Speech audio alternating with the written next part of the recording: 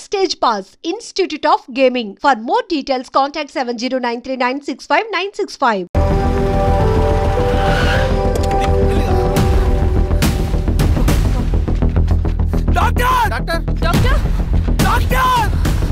ఏమైంది డాక్టర్? త్వరగా చూడండి డాక్టర్. లోపల తీసుకురండి.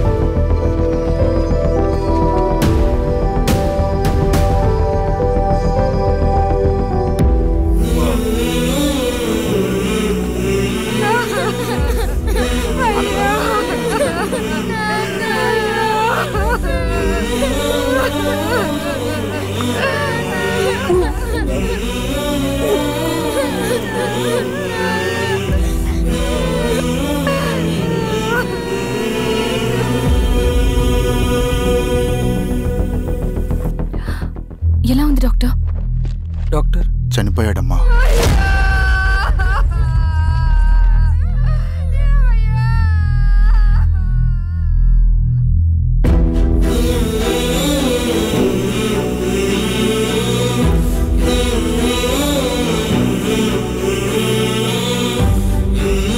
ఆ పేపర్స్ ఏంటి రవి?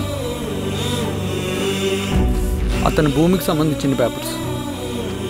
ఒక సంవత్సరం నుంచి ఈ పేపర్స్ పట్టుకుని ప్రతిరోజు ఎంఆర్ ఆఫీస్ చుట్టూ తిరిగేవాడు. భూమిని తాకట్టు పెట్టి అప్పు తీసుకున్న పాపానికి టైంకి వడ్డీ కట్టలేదని అప్పిచ్చిన దొర ఎంఆర్ఓ ఆఫీస్లో లంచం ఇచ్చి భూమిని తన పేరు మీద రాయించుకున్నాడు. ఈ ఎంఆర్ఓ ఆఫీస్లో ఎవరు నిజాయితీగా పనిచేయట్లేదండి. చెట్టు కట్టి నరకాలు ఒక్కొక్కడిని. నరికేయడమేంటి రవి?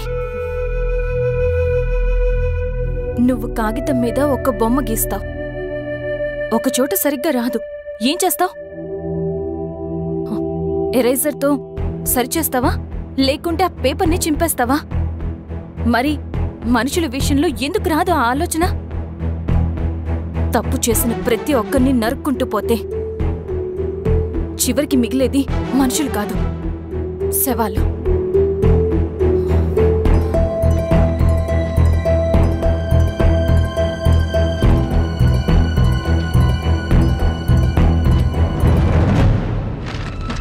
పదరవి రా.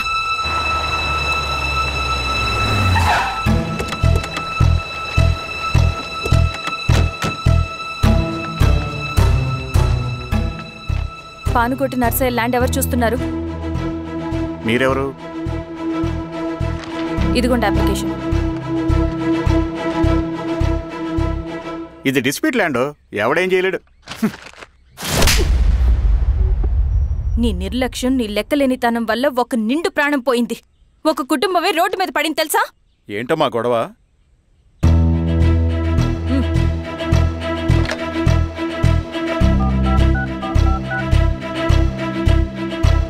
Hello sir.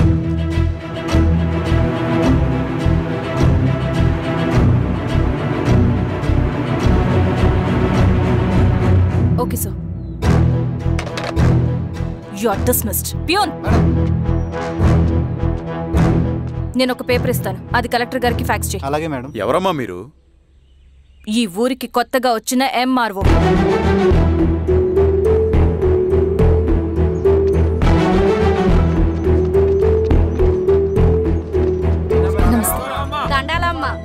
మీ పరిస్థితులు నాకు తెలుసు. పని చేస్తేనే మీకు పూట గడుస్తుంది. పనులు మానుకుని మీరు ఈ ఆఫీస్ చుట్టూ తిరగాల్సిన అవసరం లేదు. నేనే మీ ఊరొస్తాను. ఆ రోజు అరగంట వీలు చూసుకుంటే చాలు, మీ పని పూర్తయిపోతుంది.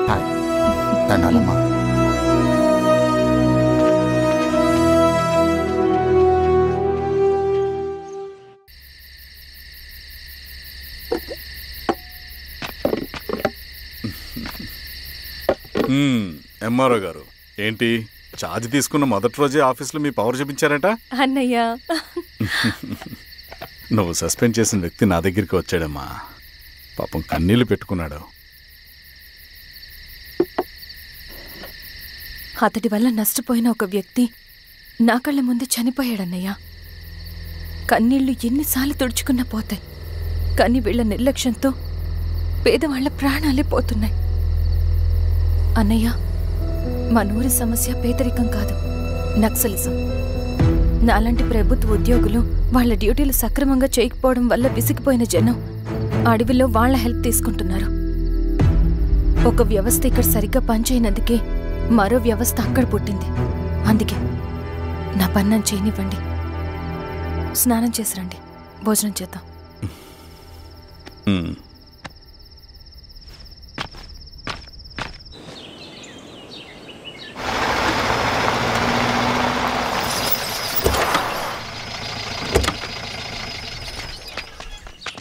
నమస్కారం అమ్మా. నమస్తే. ఇలా రండి. మీ ఊరు నుంచి కొందరు ఎంఆర్ఓ ఆఫీస్లో అప్లికేషన్స్ ఇచ్చారు. తను వాళ్ళ పేర్లు చెప్తారు, వాళ్ళని పిలవండి. అలాగే మేడం. వెళ్ళండి. Madam, coffee. నువ్వెప్పుడు వచ్చావు రవి? మీరు గంటకోసారి కాఫీ కావాలంటారు కదా, మాటి మాటికి వెళ్ళి రావడం ఎందుకని వచ్చేసా.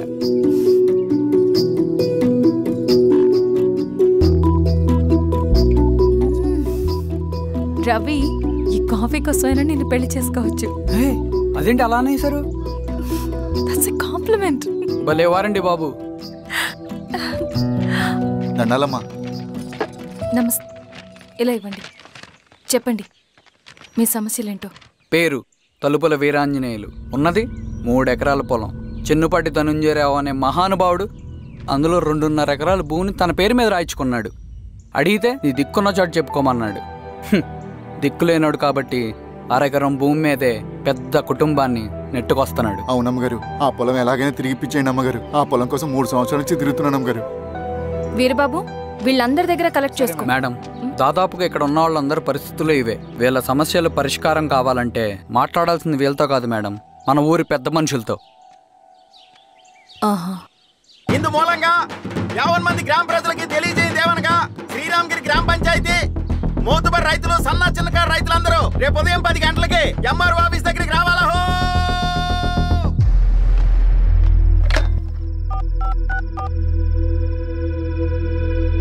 హలో, ఎవరు? నమస్తే బాబాయ్, నేను ఈశ్వర్ రెడ్డి. ఎలా ఉన్నావు? బాగున్నా. చెప్పు బాబాయ్, శిరీష్ ఎంఆర్ ఆఫీస్లో భూ సమస్యల గురించి రేపు మీటింగ్ ఏర్పాటు చేసింది. ఈ విషయం మన వాళ్ళంతా ఎలా తీసుకుంటారో అర్థం కావట్లేదు. అందుకనే మీకు ఫోన్ చేశాను. శిరీష్ చెప్పింది చేయండి, అదే మనకి కలిసి వస్తుంది. సరే బాబాయ్, ఉంటాను.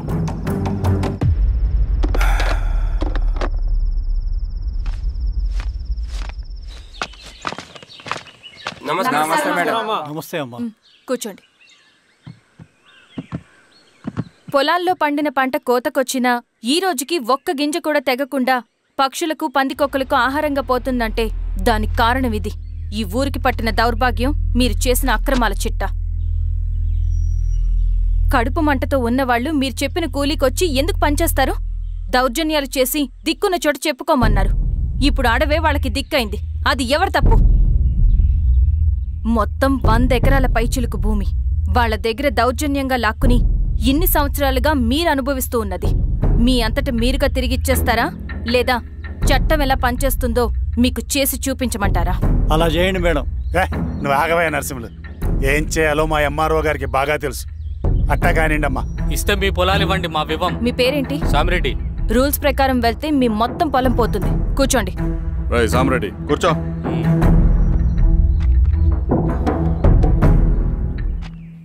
ఏమ్మా, సంతోషమేగా? మరీ నువ్వు అనుకున్నంత చెడ్డవాళ్ళేం కదమ్మా మనోళ్ళు.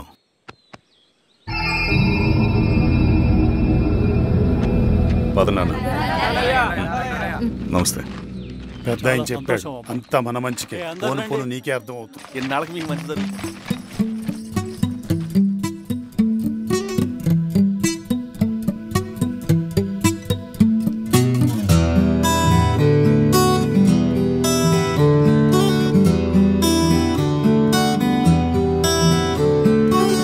కలలా కలిసే కలలే మురిసే నిదురైపోతేను వస్తావని, నాతో కలిసి నువ్వు నడిచేటి రాస్తాని కోసం ఎదురే చూసే. ఓ మాదిరిగా సాగే నా జీవితం, ఓహో అని అనిపించావే నువ్వు అద్భుతం. ఓ మాదిరిగా సాగే నా జీవితం, ఓహో అని అనిపించావే నువ్వు అద్భుతం. ఆహా అని అనిపించిందే నా ప్రతి క్షణం.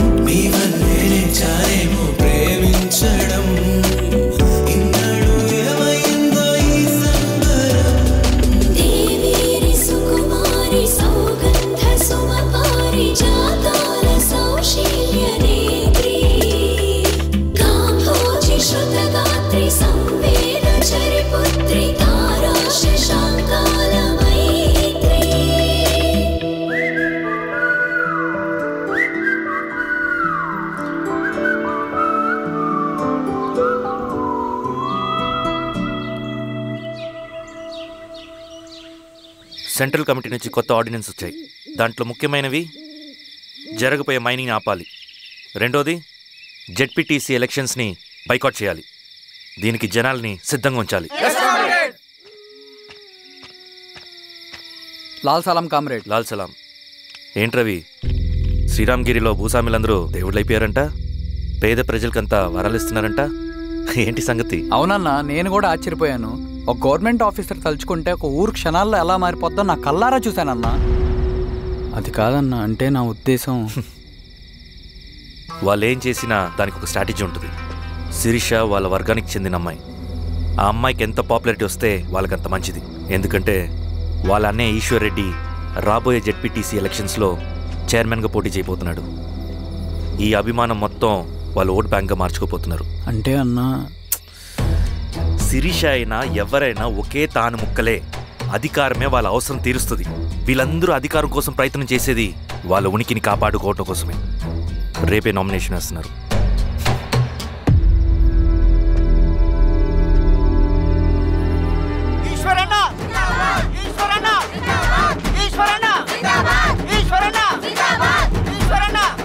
గారు మీ సపోర్ట్ మాకు కావాలి. స్వామి, అయ్యా మీ అన్నయ్య గారు ఎలక్షన్ నిలబడుతున్నారమ్మా. అవును. అయితే మా ఓట్లని మీ అన్నయ్య గారికేనమ్మా.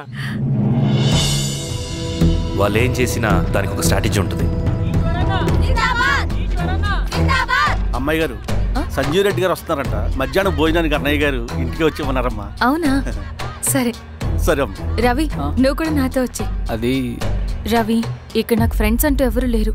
నాకు తెలిసిన వాడివి నువ్వు ఒక్కడివే. I'm feeling alone. అందుకే, అర్థమైందా? సరే.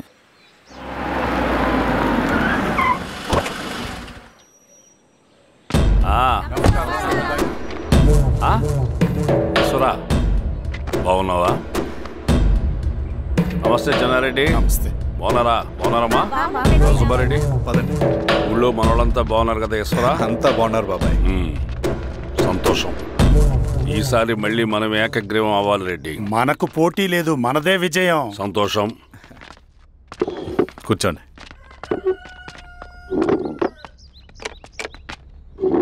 మీరందరూ లోపలికి వెళ్ళి భోంచేయండి. అలాగే. ఆ రైతు కూలి సమస్యలు ఎంతవరకు వచ్చినాయి? మాట్లాడుతున్నాం బాబాయ్, దాని గురించి మీరేం వరి అవ్వట్లేదు. రండి రండి. ఎంఆర్ఓ శిరీషారెడ్డి గారు. శిరీష రెడ్డా? శిరీషానే పిలవచ్చుగా. అమ్మమ్మా, పులికి పంచాలాగా, సింహానికి చూలాగా అది మన ఐడెంటిటీ. అది అట్లాగే ఉండాలి. సరే బాబాయ్, నేను ఫ్రెష్ అయ్యేస్తాను, మీరు కానివ్వండి. అయినా ఈ కాలం చదువుకున్న ఆడపిల్లలతో మాట్లాడటం చాలా కష్టం. చుట్టుపక్కల శిరీషకున్న ఇమేజ్ మనకి చాలా మంచి అయింది ఈశ్వరా. నేను అడగకముందే పార్టీ హైకమాండ్ సర్వే చేయించి నీకే ఫేవర్గా ఉండడం వల్ల టికెట్ ఇచ్చింది.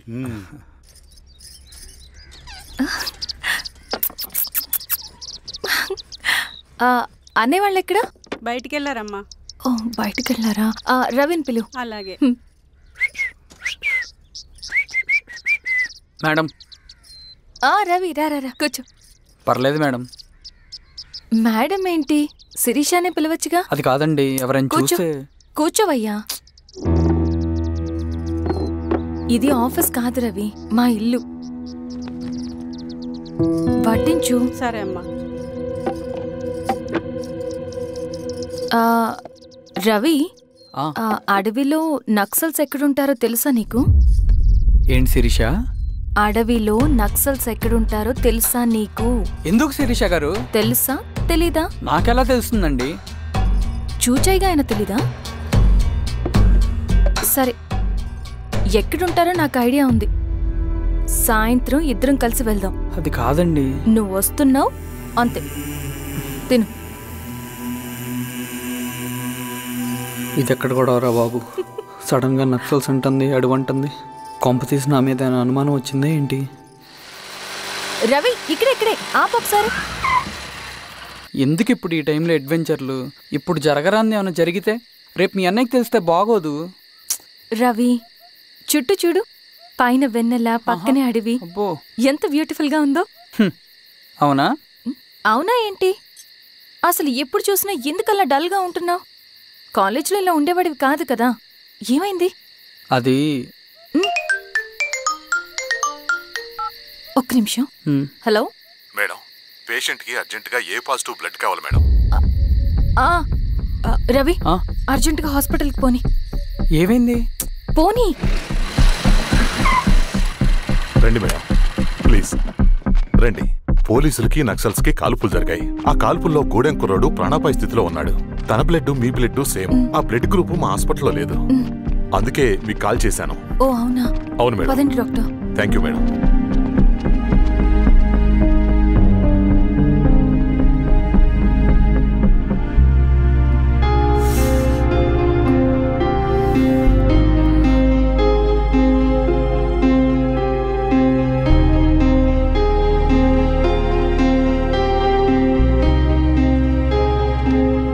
Thank you madam.